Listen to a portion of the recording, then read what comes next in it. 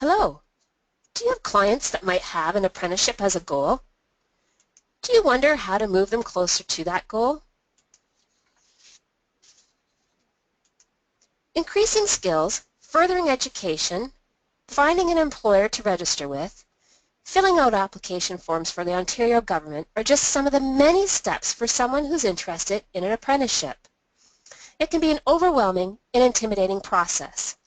Someone who potentially would find success and fulfillment in the trades might quit before even getting started. What if your client had support from the beginning to end throughout the whole process of pursuing an apprenticeship? Do you think that would increase their chances of success? We'd like to tell you about the Community Apprenticeship Skills Support Project, or what we call the CASS project. Literacy Link South Central has received funding for a 3-year project ending in December 2018 through the Government of Ontario's Poverty Reduction Fund. This pilot project will see us using a case management approach to helping individuals on their path to apprenticeship. Project participants will be supported as they pursue the education and connections they need for a career in the trades. This project is for individuals who identify as living in poverty and want to pursue a career in the trades. Priority will be given to those who rely on Ontario Works or Ontario Disabilities Support Program payments. And any of the project participants should be from the City of London or the Middlesex County area. The project supports people who function at less than a grade 12 skill level. So this includes people who have a GED or high school diploma, but they still feel that their skills are lacking. We hope to help people who fall into one of the following categories. Someone who has a disability, either suspected or officially diagnosed. Someone who is a young male, 29 years of age or younger, who is not already in education, training, or employment. Or someone who's not born in Canada, but they've been here for 5 years or longer. Beyond eligibility, we also need to take into consideration who's a suitable candidate for this project. The following are a list of characteristics that we hope project participants will have. The ability to maintain employment. Able to show that they can and are willing to learn. Able and available to work full-time hours when it comes to doing the on-the-job portion. Able to be self-directed and self-motivated. They specifically identify apprenticeship as a potential career path. They're not just looking for a job. This project's not an employment placement project. They can work with minimal supervision. And for those who have supports in place while preparing for and while getting an apprenticeship. The first step for anyone interested in joining the CASS project is to meet with one of our project support leads for an orientation session. During this meeting, potential participants will hear more about what the project offers, what we ask of and can offer participants, discuss their apprenticeship goals, and explore if the project is a good fit for them. And since we can only accept a limited number of participants, we'll also explore if they are a good fit for this project as well. Those who do join the CASS project will be assigned to an apprenticeship support lead, whose role is to follow and guide the participants as they navigate the systems and services needed to reach their goal. The apprenticeship support lead could be from any one of the following London agencies: YOU for our youth participants, ATN for people with disabilities, and WIL for immigrants who've been in Canada for more than 5 years. It's important to note that even though the apprenticeship support lead is from one of these 3 agencies, it doesn't mean that the CASS participant has to use that agency for services. There are a variety of interventions or supports that are available to help people on their way to apprenticeship, including having an educational interview.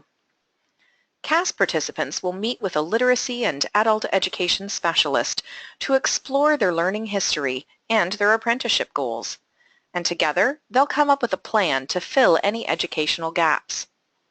The interview is summarized in a report that includes recommendations and an action plan to move someone forward on their education path.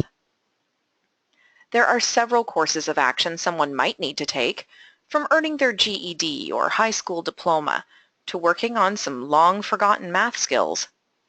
Speaking of upgrading skills, if someone's concerned that they don't have the skills they need to be successful in an apprenticeship placement or in the in-class portion of their apprenticeship journey, then we can help.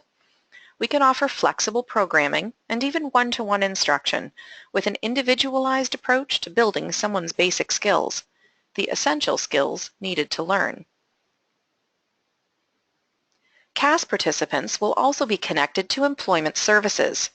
There are several to choose from, and we'll connect them with a counselor who can help them develop their employment skills, build their resume, and prepare to approach potential employers who might be willing to take them on as apprentices.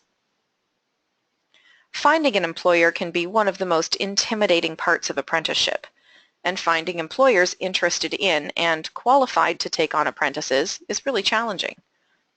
We can't guarantee that we'll find employers for everyone, but we will have access to several community resources to help us increase the chance of this happening. We all have a preferred way of learning. The apprenticeship path often attracts people who like to learn by doing, who learn using a hands-on approach. That means that the in-school portion of apprenticeship training can be challenging, and it's at this point that potential future apprentices often drop out. But remember, we have the Apprenticeship Support Lead to help guide project participants through this often difficult time by identifying and accessing the necessary supports that their participant needs to get over the learning hump. The CASS project can guide and support participants during their time on the job as well. Maybe a little bit more skills upgrading is needed for someone to understand a difficult apprenticeship-related concept, or maybe instructions or paperwork need to be clarified. We're here to help. The big question is, how is this different than what's already happening? This project is a new way to support someone on their path to apprenticeship. Now, in our community, there are many services and supports available for people who want to enter the trades. Unfortunately, many people go from one service to the next, not quite sure of the path they're taking or what community services are out there that can help them with their end goal of apprenticeship. Overwhelmed, confused, many people drop out along the way. The idea of case management for the purpose of apprenticeship is new. To have support from the beginning of the journey to the very end is new. Being able to provide extra services and attention to individuals, especially those who are living in poverty, is new. The CASS project is different, not only because of the introduction of an apprenticeship support lead to help guide participants through the system, but also because it opens the door for communication between all of the services and support organizations that are working with CASS participants. Through the apprenticeship support lead, these organizations will be talking to one another and working together to bring participants closer to their apprenticeship goal. In many ways, the CASS project represents a new era of client support. So how will we know if this new way of offering client support is actually making a difference in our community? We will be monitoring our progress along the way.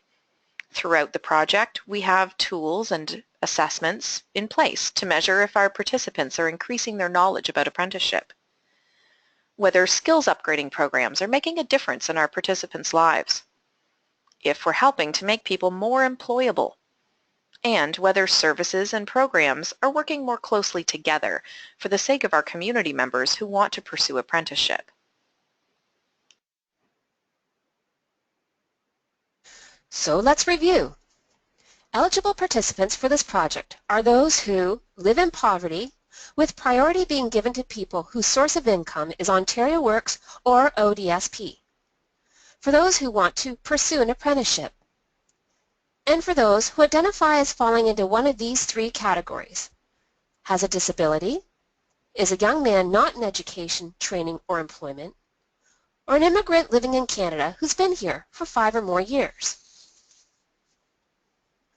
We will help and guide participants by connecting them to a variety of supports they might need.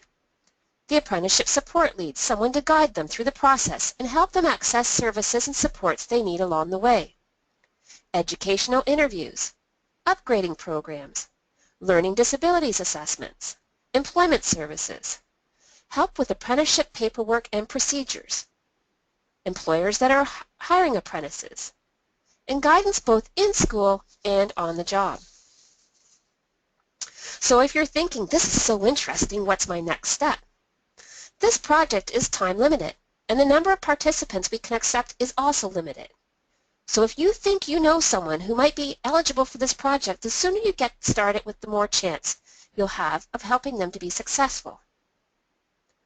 Or maybe you have a few more questions. In either case, please don't hesitate to contact us to find out more. And here you can see Literacy Link South Central's contact information. We look forward to hearing from you. Funding for this opportunity has been provided through the Ontario Government's Local Poverty Reduction Fund. We'd like to thank our project partners, ATN Access for Persons with Disabilities, Inc., the Elgin Middlesex Oxford Workforce Planning and Development Board, and the Employment Sector Council London Middlesex for their support.